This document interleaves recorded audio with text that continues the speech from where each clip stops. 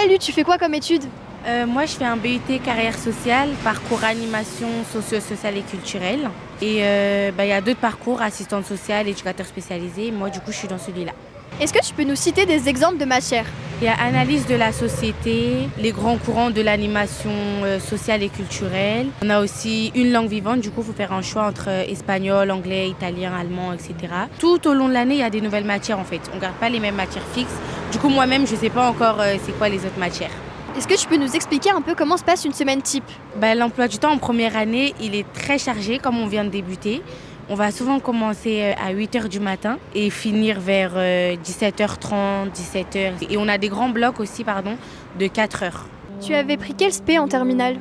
En terminale, moi j'ai fait un bac sciences et technologies, du management et de la gestion en spécialité ressources humaines. Avec quelle autre formation tu avais hésité sur Parcoursup?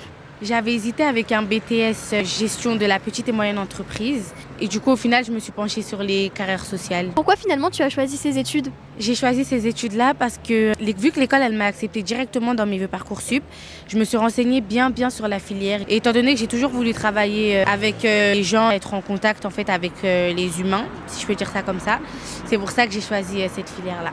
Comment s'est passée la transition entre le lycée et le BUT? C'était très compliqué au début, même jusqu'à maintenant, parce que ça n'a vraiment rien à voir. Le lycée, on va dire que les profs, ils t'encadrent, ils vont te suivre en fait dans ton parcours, ils vont te demander alors, t'en penses quoi du coup, cet exercice-là, que tu as du mal.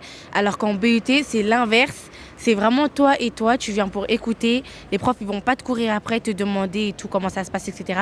Ils sont vraiment là pour faire leur cours et dès que ça finit, en fait, au revoir quoi. Est-ce que tu pourrais nous donner un point positif sur ta formation actuelle? Le point positif, c'est que tu peux te réorienter à tout moment et que la formation, en fait, si t'aimes pas, ils vont pas te forcer à rester dedans parce que tu l'as choisi. Si t'aimes pas, tu peux partir à tout moment. Et un point négatif? Point négatif, c'est que les profs, ils ne se soucient vraiment pas de ta réussite. Pour eux, à partir du moment où t'es à l'université, en fait, et que t'es majeur, c'est à toi de débrouiller, en fait. Qu'est-ce qui fait la différence selon toi pour réussir ton BUT?